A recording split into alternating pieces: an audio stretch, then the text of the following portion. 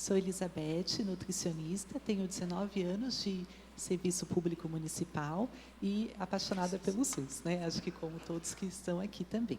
Então, eu vou mostrar para vocês um pouquinho como se deu esse processo de trabalho lá em São José e para a gente só poder contextualizar um pouco também o nosso cenário epidemiológico. Eu falo baixinho, né? Então, a gente sabe que hoje a obesidade é considerada um dos maiores problemas de saúde pública no mundo, né? E ela é um dos principais fatores de risco para as doenças crônicas. E a gente vê a nutrição, né, como uma janela de oportunidades. Então, a promoção da alimentação saudável, ela pode ser considerada como um fator de proteção para as doenças e agravos não transmissíveis de origem nutricional e também faz parte do tratamento. Então, são estratégias para a gente poder alcançar, principalmente, os setores de maior vulnerabilidade. Então, quando a gente fala de promoção da alimentação saudável, as ações têm que ser planejadas de forma intersetorial. Então, é preciso olhar os territórios, a diferença de cada localidade da cidade, qual seria essa estratégia, então, para que a gente possa garantir com que as pessoas tenham acesso à alimentação, né? Porque a informação, ela está dada, né? Todos nós sabemos, né, da importância da nutrição, da alimentação, mas como fazer com que essa alimentação saudável, orgânica, chegue na nossa comunidade, então? Aqui, então, que eu trouxe para vocês, é um processo que foi construído em 17 anos. São 17 anos de trabalho, de parceria entre a Secretaria de Saúde, o Núcleo de Nutrição, e a Secretaria de Urbanismo e Sustentabilidade, a Divisão de Educação Ambiental. Então, São José dos Campos é uma cidade com cerca de 700 mil habitantes, né, pelo último censo que a gente teve agora, e com característica principalmente industrial.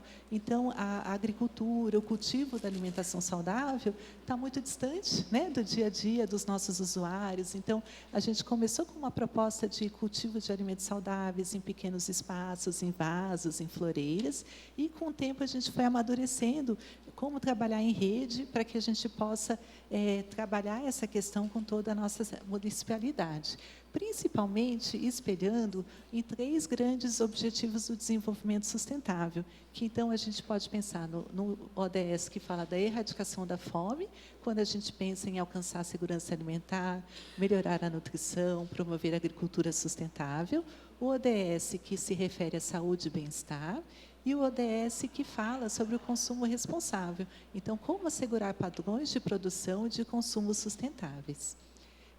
Então, dos principais objetivos que a gente trabalhou, né, ao longo desses anos todos, o principal é a promoção da alimentação saudável, mas que seja feita de forma sustentável, que não agrida, né, o ambiente, que não agrida o agricultor, que não agrida o consumidor final, com a intenção de produzir o alimento próximo ao local onde ele vai ser consumido. Então, dessa forma, a gente consegue gerar menos impacto ambiental, menos emissão de poluentes e também menos desperdício de alimento, né? A gente sabe que toda etapa, até o alimento sair do campo e chegar na casa do consumidor final, a gente tem perda, né, dos alimentos também, e a promoção do alimento, a produção do alimento de forma orgânica, principalmente com estímulo ao cultivo de hortas orgânicas em estabelecimentos de saúde e também com relação ao estímulo ao consumo de plantas alimentícias não convencionais, que a gente chama de PAN, são plantinhas que crescem espontaneamente, são nutritivas, então elas têm uma grande relação, né, quando a gente fala de segurança alimentar e nutricional, também garantia do acesso ao alimento saudável para a nossa população, e também a gente consegue implementar as políticas de segurança alimentar e nutricional, políticas de planejamento urbano e também políticas de promoção da saúde, porque são setores que se conversam e a gente consegue fazer isso em todo o município. Aí eu trouxe para vocês alguns dos principais resultados que a gente fez ao longo desses anos, né?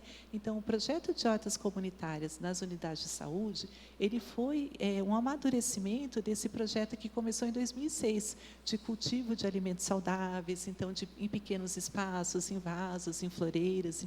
A gente faz uma capacitação para os nossos servidores e também para os munícipes, então, temos a participação dos usuários. Hoje, a gente tem esse projeto acontecendo em 39 estabelecimentos e eles são divididos em unidades de saúde, são unidades de saúde mental, né, unidades especializadas, em centros educacionais e também com a nossa Fundação Casa, que é onde a gente tem os nossos menores que estão em situação de conflito com a lei.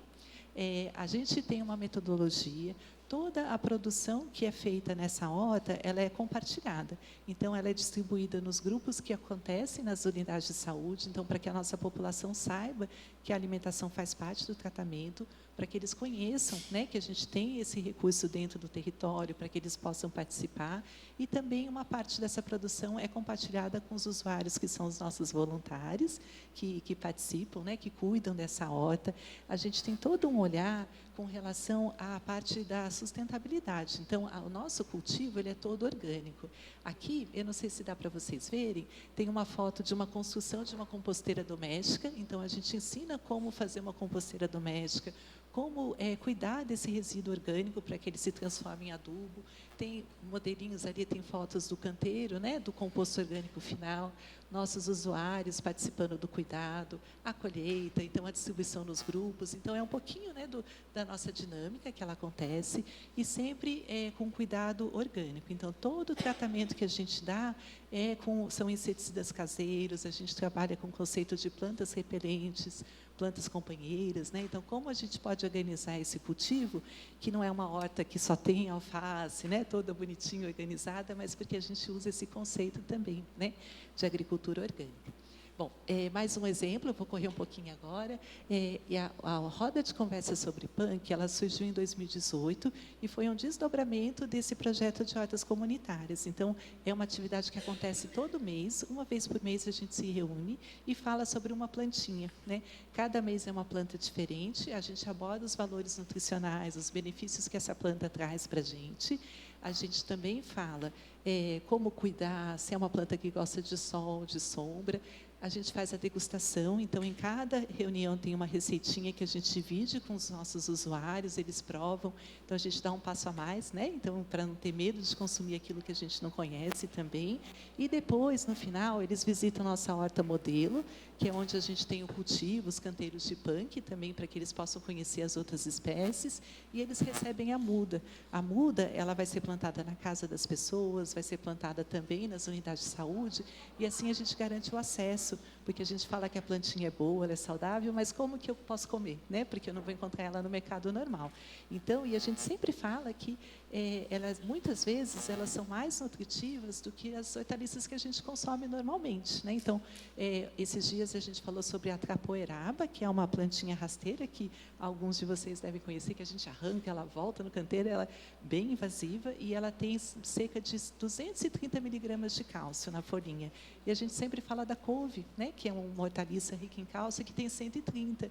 Então, olha só, né, a gente vê como elas são nutritivas e as pessoas não sabem e estão tirando, né, em vez de estar aproveitando para consumir. A gente, ao longo desse tempo, fez alguns materiais, uns livrinhos de receita, das receitas que foram trabalhadas também, que eu trouxe um exemplar para vocês poderem ver. Todo o nosso material está disponível no site da Prefeitura, então vocês também conseguem pegar em PDF. O ano passado, a gente fez uma edição comemorativa do Dia Mundial da Alimentação, então foi um momento de construção coletiva. Os nossos usuários que frequentam a roda de conversa, cada um fez uma receita e dividiu essa experiência. Então, também é um passo a mais, né? Vamos exercitar as habilidades culinárias, né? Então, a gente agora conhece a planta, a gente já comeu, mas agora a gente vai fazer na nossa casa, para a nossa família comer também e dividir com os amigos. Durante a pandemia, fizemos alguns videozinhos curtinhos, de 1 minuto, bem rapidinho, sobre as plantinhas, então, para quem tiver mais interesse, né, quiser ver. E agora eu vou para o último. Pronto, estou terminando aqui já.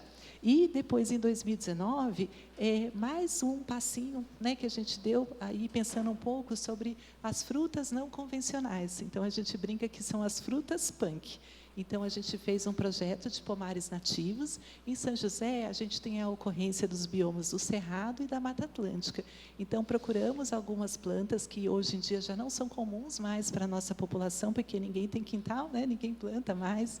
Então, a gente faz esse plantio em alguns vazios urbanos. Até hoje, a gente já teve 49 pomares que foram plantados ao longo de toda a cidade, e assim a gente consegue fazer corredores verdes, né, onde os pássaros também podem, né, migrar de um bairro para o outro para fazer essa troca de sementes e também contribui com a polinização. E a gente trabalha principalmente com essas espécies, então, né? O pessoal daqui do Cerrado conhece bastante também, né? E tem, então, frutinhas da Mata Atlântica e do Cerrado. Tem o abi, o araçá, araticum, cabeludinha, cambucá, cambuci, pitanga, grumichama, cereja do Rio Grande, uvaia, jussara, jabuticaba, jaracatiá, bacupari e também a gabiroba.